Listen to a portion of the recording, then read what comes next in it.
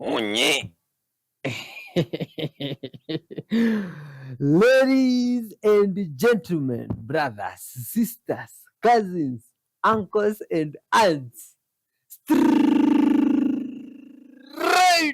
out of Africa, I am Y311H. Welcome on today's show. Here, Good Vibe Soul, we believe on a God that is mighty, superior, and extremely loving to guide us by reacting to Good Vibes videos from across the whole world. And this God, my friend, let's hear about him from some book here that is telling us more. You see? So listen. This one is straight from Isaiah 53. Who has believed our message, and to whom has the arm of the Lord been revealed? He grew up before him like a tender shoot, and like a root out of dry ground. He had no beauty or majesty to attract us to him, nothing in his appearance that we should desire. He was despised and rejected by men, a man of sorrows and familiar with suffering. Like one from whom men hide their faces, he was despised, and we esteemed him not.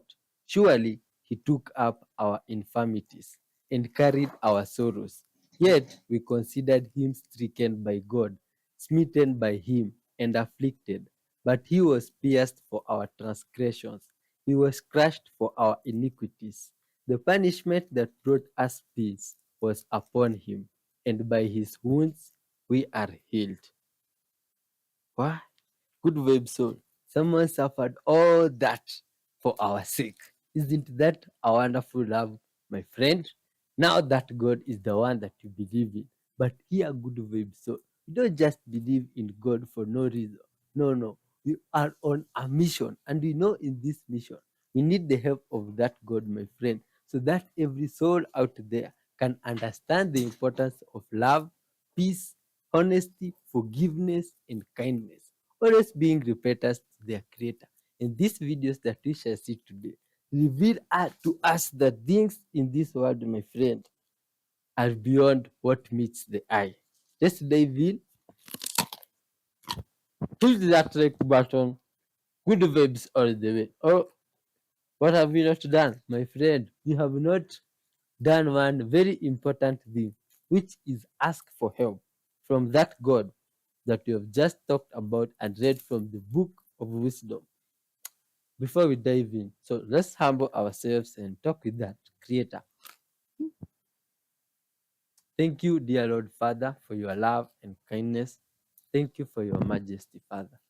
Thank you for your love, Father, and that you have revealed to us through the book of wisdom. We come before you today in the name of your Son, Jesus Christ. We ask for your guidance in these videos, Father.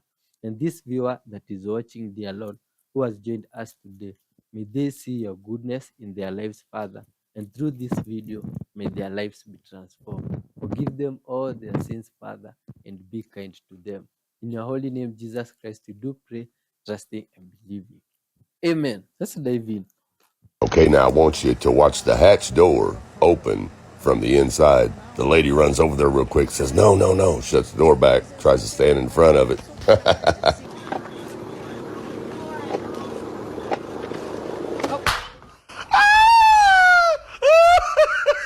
This is what bothers me, because I've certainly read some of the things online coming from people that I know, that I like, that I consider friends. Space is not an either or, it's a both and because you do something in space doesn't mean you're taking anything away from Earth. And what you're doing in space is trying to make things better here on Earth. What Blue Origin wants to do is take the waste here and figure out a way to put it in space to make our planet cleaner. I mean, Jeff Bezos has so many ideas, and the people that are working there are really devoted and dedicated to making our planet a better place. That's number one.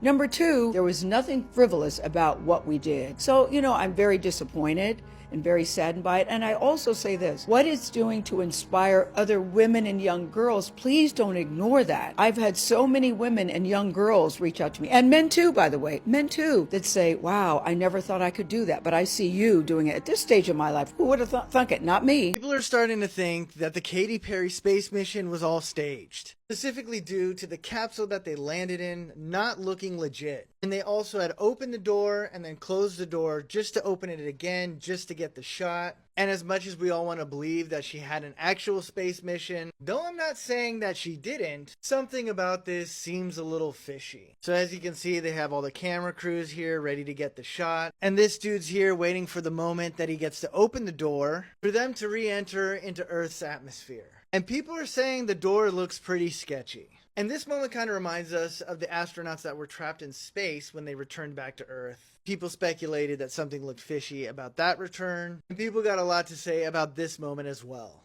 I think my favorite comment has to be the greatest show on Earth. As you can see by these comments, people think the whole thing is scripted, that it's fake, and because with the advancements in AI and CGI technology, it's really hard to believe anything we see or hear nowadays. Not saying this is fact, but what do you guys think about this? I found something really weird about the 11-minute trip to space that happened today. So if you didn't know, the first all-female crew went to space today for a couple minutes. It included people like Gayle King, Katy Perry, and Lauren Sanchez, the fiance of Jeff Bezos. And watching from the bottom was Oprah Winfrey, Kris Jenner, Khloe Kardashian, a lot of celebrities involved with this. First of all, I want to talk about the outfits and the symbol in particular on the outfits. At first, it looks like just a rocket or a pod, whatever it is. But when you flip it upside down, it looks really interesting, almost like a symbol that we've seen before. And I'm not saying that this is anything demonic or anything like that, but I mean, the similarities, it's hard to ignore. I don't know who created the logo, but the outfits themselves were designed by Lauren Sanchez, and she collabed with the co-founders of Monse, which is a really popular brand. But anyway, here is a map of the flight that they took. It's done by Blue Origin, owned by Jeff Bezos. It's his company.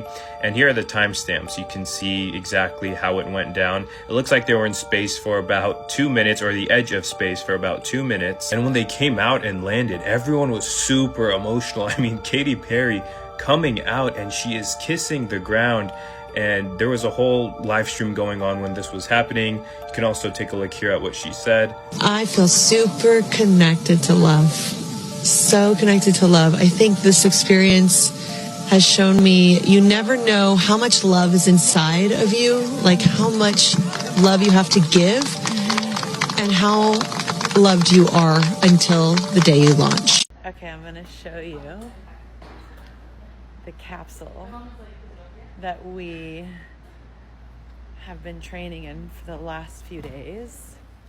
Here I am. Seat number 2.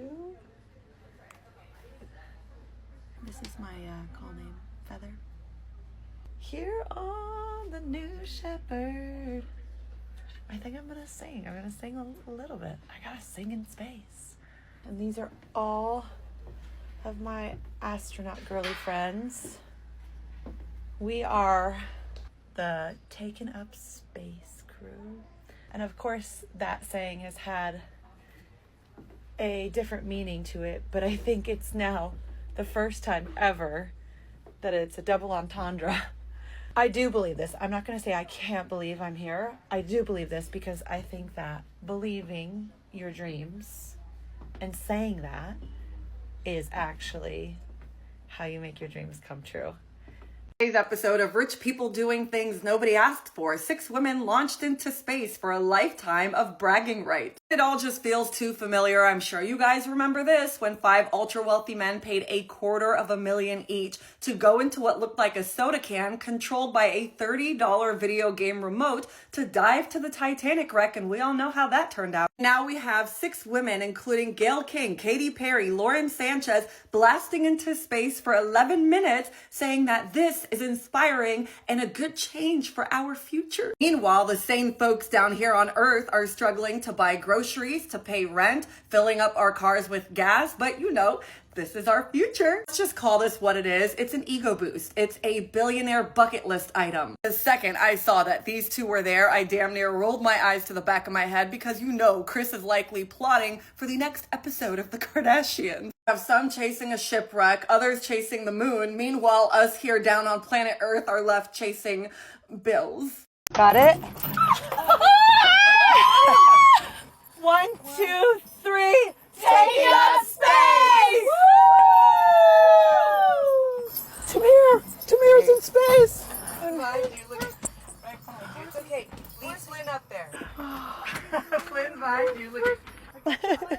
Flynn, I gotcha. I gotcha, Flynn. Gotcha. Proud of you, Flynn. Flynn, can I have? Oh, the moon! You guys, I will have to tell you, look at the moon.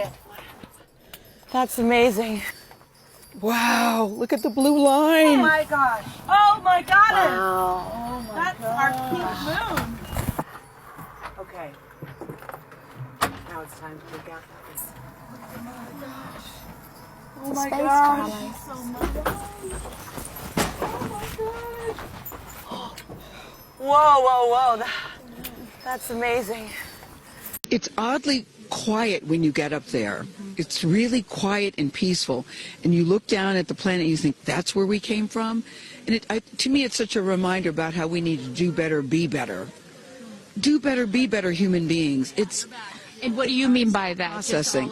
Well, it's so nasty and so vitriolic nowadays. And I mean, if everybody could experience that peace that we had up there and the kindness and what it takes to do what we did, all the people that it took to get us up there and get us back safely, I'll never, ever, ever forget. And when we were up there, have you talked to Katie yet? I have not. Okay, no. when we were up there, after zero G is very difficult.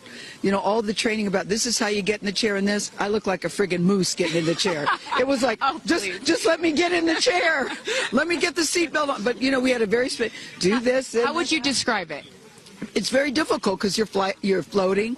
But the best part was when we got back in our seats after zero G's, Katie sang "What a Wonderful World." She did? Isn't that nice? Oh, come on. She sang "What a Wonderful World." I see Did you just all dreams. start Oh, crying? yes. Oh. Because we'd been asking her to sing all the time, and she wouldn't. And then, because everybody said, sing Roar, sing Fireworks. And she said, it's not about me. I wanted to talk about the world. Wow. I know, isn't that nice? You got to ask her about that. That's really special. And when Lauren got out, she was overcome by emotion for a lot of reasons, and rightfully so. But she spoke to the group and how close you guys have all become because of this experience. How would you describe the camaraderie that you guys now have together? I would say that we are forever bounded, because you can't go through what we went through to look out for each other, to help each other, and not be changed by that. You know, it really is a true. People throw the word around, but it really is a true sisterhood. Something is definitely not adding up, and I'm gonna be the one to say it. Somebody gotta be lying. I was watching the live footage from when the capsule came from space. Y'all gonna see it too. But somebody that was in the capsule opened the door, opened the hatch from inside the capsule, y'all. So when the door opened from the capsule, a lady that was standing by Jeff Bezos ran over to the door and said something, probably like, don't do that. You can't do that. It's showing. Don't open it. But it was already too late, y'all. It was on live feed. But you know, they still had to try to play it off somehow. So the people from the live crew that was talking was like, Jeff Bezos is about to open the door from the outside. He about to open the hatch. And then Jeff Bezos went over there with some little key or whatever. And then he act like he was opening the door when we all just seen that the door opened from the inside. That's not supposed to happen. You cannot open that capsule from the inside. It's pressurized. It's closed from the outside and locked and sealed. So how did they open it? Somebody on that jump opened it. So you mean to tell me they got blasted up in space, they did their little space shit, then they came back down falling probably like 700 miles an hour to hit the floor, and for one of them to unbuckle their seat and open the door from the inside? So it was never sealed? Am I missing something? I will never be the same. I mean, when you get up there and you see the Earth, and it's so beautiful, and it just fills the screen, and it's not just your window, it's like everybody's window, and there's no boundaries, there's no border, there's just Earth. Wow. It's incredible. You know, Gail is so honest that this wasn't her dream, but this was a dream of yours. How do you feel now that you just achieved it? Like I picked the right dream. And when we landed, I said, Exuma, I'm good, blue calm, but Hey, good vibes, my friends. Thanks for watching up to this far. Hey, that information that has just passed with good web source going in space, you see, it's just fascinating, unbelievable. And from this side of the world, when I see that, I'm surprised. And all I can say is this, my friends. Let's all embrace honesty, being honest with one another. I can't understand how Good Vibes Soul went up to space above the world on that metallic thing, came back and was still full of good vibes. And some of them, my friends, they even no one there was having what looks like a concussion, or their heads is doing, you see, like that. What is it called? Motion. My friend helped me with the word there. Motion what? Yeah, motion sickness. None of them was having that thing, but it is normal. Maybe they were well braced for that journey. Anyway, you please leave your thoughts on the whole of that situation, and let's continue watching. Good vibes all the way, please. Okay, remember this story, The Man in the Attic, that I shared a couple weeks ago? It's now been viewed by 14.3 million people. I've got more pictures. So when my friend called the police, they had to take photos for evidence. And so here you go. So this is the space with the clothes, his little sleeping area. Here he is laying face down with his hands behind his back. You guys, he was living in her attic for a year, 1 year, and he was stealing all of her husband's clothes. Why? Nobody knows. Probably pawning them. I don't know. I have no idea what he was doing with them. But he was sneaking down to their house, using their restroom, their shower, eating their food. He had been there for a year. And just in case you didn't get a good look, like imagine this person living in your attic. I cannot. And one thing I want to clarify is the original photograph has been edited. It's been lightened. It's been sent and emailed and text around hundreds of times probably. I lightened it to put it on the green screen so you could see clearly the photo. But she took that with a selfie stick. I thought she put her arm up in the base that she stuck up there. And when she pulled it down, she could see something and she like lightened it. And that was him like shocked that, you know, her phone had been stuck up there. So it wasn't her arm. It was a selfie stick. He'd been there for 1 year and he was sneaking down into their house and using their facilities, showers, taking personal effects, all kinds of stuff. She ran outside. She called the police. The police came. He had started to try to gather some things, change his clothes, and leave when she was outside waiting for the police, but they got there and were able to catch him. So this is the photo that the police took. It's maybe more horrifying than the original that she took, but very true story. Yes, there was a random man in my closet, and yes, I live alone. But for months, I've been thinking I was losing my mind. I come home and little stuff would be off. My jewelry would be on the dresser, not in the dish that I left it in. Or I find the bathroom window cracked open knowing I closed it. But I kept brushing it off like, girl, you're just being paranoid. But then the past few days, it got worse. I started hearing noises like faint thuds when I was in bed. Or I'd be watching TV and I hear footsteps. But then I'm like, it's an old building, pipes creak. Chill out. No, I come home the other night and the vibe is just off. Everything feels weird. The air felt so heavy, like when you just walk into a room and you can feel someone else's energy. I go into my room and I keep hearing faint rustling. I look around and notice my closet door is slightly open and I can see fabric moving. I'm standing there, dare I say, expecting a ghost, maybe even a rodent. I open the door and there's a whole man standing there in my closet, in my clothes, my socks, my shirt, my leggings, and we're just standing there staring at each other. You know what this man says to me? I didn't want to scare you. I back up, keep my cool for survival, because at this point, I don't know anymore. I walk outside, call the police. When they came, that man was still standing in my closet. Turns out he'd been living in my apartment for days, maybe even weeks, sleeping in my bed when I wasn't home, eating my food, showering, wearing my clothes, and I had no idea. And the worst part, I still don't know how long he was actually there. Like, he could have been watching me sleep, and I can't even think about it right now for too long because I'll start spiraling, but you get it. But you know what really messes with me? When the cops searched the place, they found a makeshift bed in the crawl space, food wrappers, water bottles, and a notebook filled with notes about me. What time I leave, when I shower, when I come home, when I go to bed, when I sleep. He'd been tracking me for weeks. Now I still check my closet every single night because I cannot shake the feeling that someone is still watching, said Maddie. In 2021, Maddie was a victim of frogging. Frogging is a real-life terrifying phenomenon where someone secretly lives in someone else's home. If stories like this interest you, be sure to give me a follow because I enjoy having these type of discussions too.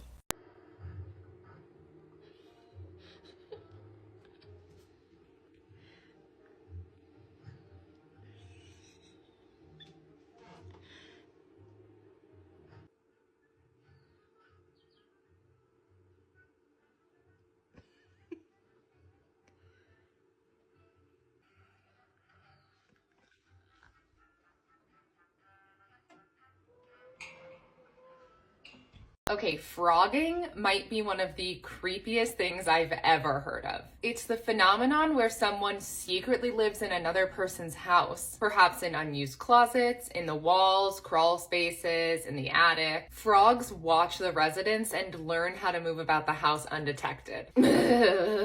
Usually they don't steal anything other than food, water, and basic necessities. Instances of frogging are uncommon. However, several cases brought the idea from urban myth to reality. In 2008, a man in Japan installed security cameras in his house after he noticed food had gone missing on several occasions. He caught a woman roaming around his house while he wasn't home. She had been secretly living in his home for a year. In 2012, singer George Michael caught a woman living under his floorboards. She'd been there for 4 days. In 2020, a man in Oklahoma started hearing strange noises in his home. Upon investigating, he found a man had been living in his attic. The man used an outdoor staircase to enter and exit the residence. The homeowner had no idea how long the man lived in the attic. I don't know about you, but after learning about this, I will be checking every inch of my house before I go to sleep. How do you love someone for 7 years? Hold them every night, protect them from everything. You're their person. You know the ins and outs of their lives, you know their context, you know their fears, their vulnerabilities. How do you do that? Do zero effort to salvage whatever resentment is building. Zero effort to be a good partner and to show up to fix things. Zero communication to be like, hey, there's a problem going on. And then instantly abandon someone and replace them and protect someone else who did not put that effort into. How do you do that? It creeps me the hell out. And then also weaponize the exact fears and insecurities that you know that person has. How do you do that to someone who loved you for 7 years?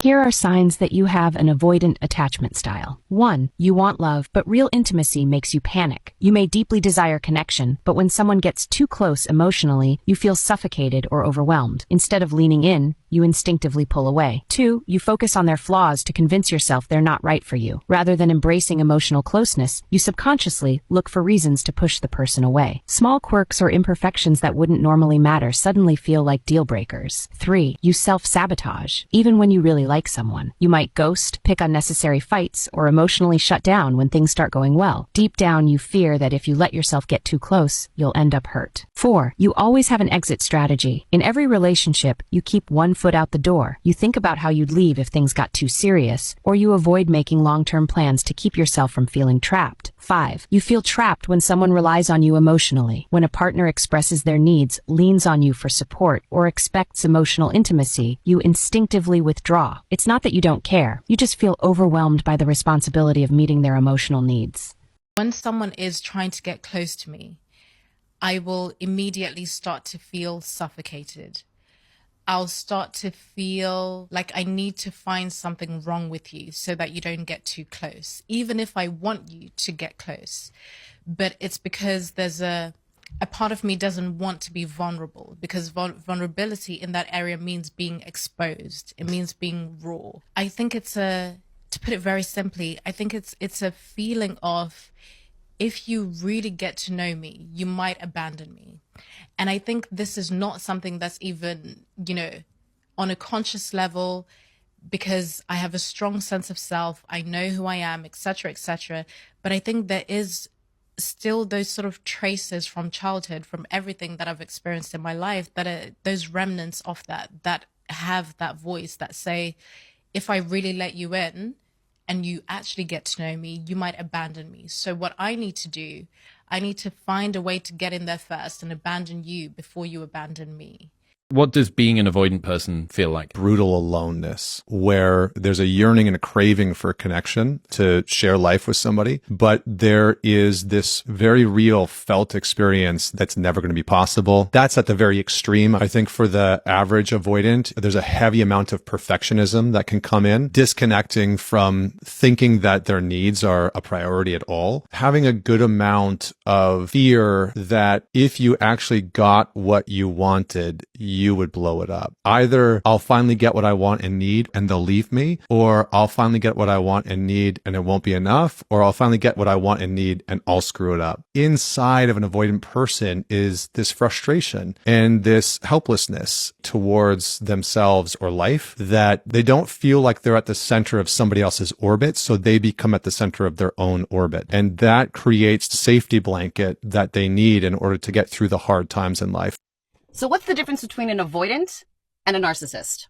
Because I'll tell you what, fuck, they feel the same, okay? Now for the similarities, we've got a lot of them. We got the love bombing. We got the breadcrumbing. There's the transactional feel to the relationship. There's no self-reflection or no self-awareness for both of them. They are superficial and they have this desperate need for external validation. They just gaslight you exactly the same.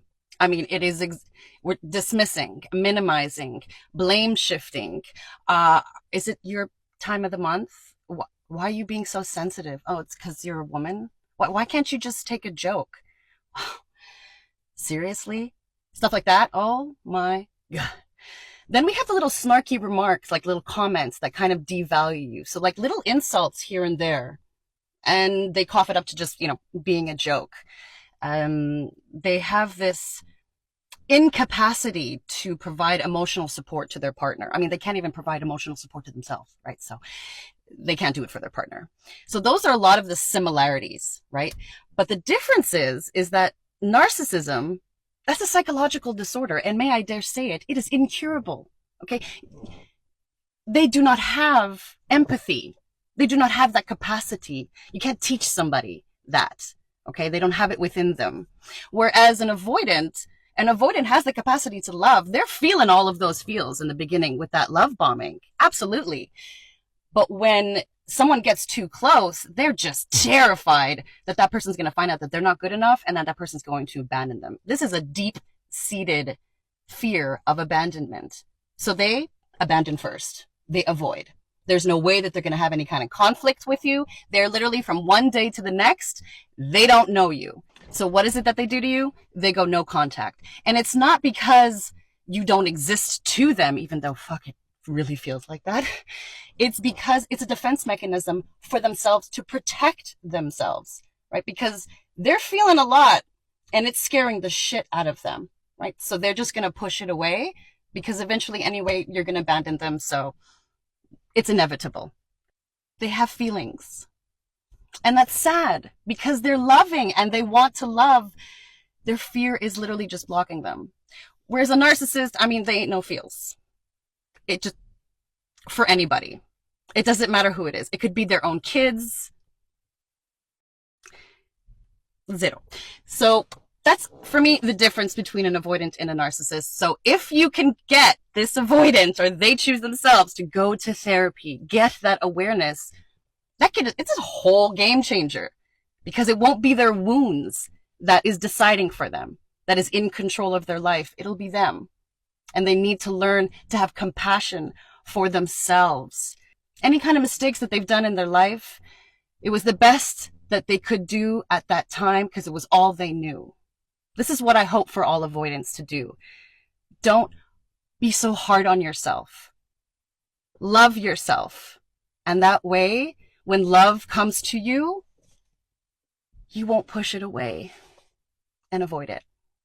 Now, another similarity, although it feels super similar, is the discard phase, okay? With narcissists, the discard phase is they have no more use for you. You are no more their supply, right? They never had any feelings for you to begin with, so it's no loss of love there. It's just that they have no more use for you. You literally don't exist. And you never did. There's a complete forgets of like who you are and what you did for them. Now, an avoidant, it's not called discard. It's a no contact. So from one day to the next, they could be telling you that they love you, and then the next day they decide to go no contact, and it's literally just that. No communication, no contact. You don't exist, and that is the similar feeling that you get with both. The thing is that you do exist to an avoidant subconsciously, because you are driving that fear of this commitment and intimacy that you want to have with them is driving their decisions. So somewhere deep down inside, you're there somewhere. And they do have the capacity to care. Like I said, this is just a protective mechanism, a way to protect themselves so that they don't have to go through the biggest fear that they have, which is a fear of abandonment, right? So it's not the same, a narcissist. They don't give a shit, okay? But an avoidant, they still have a heart. And so I feel for y'all. So just love yourself like your partners love you. And maybe all of that would be fixed, so that y'all can just go off and start having these healthy, amazing relationships where you guys are able to take accountability, responsibility, be vulnerable, be honest, be consistent, and the sky is the limit. It doesn't matter what happens in my relationships, I still get out of it loving love. And I ain't giving up. And neither should you, because it's a beautiful thing. Love you.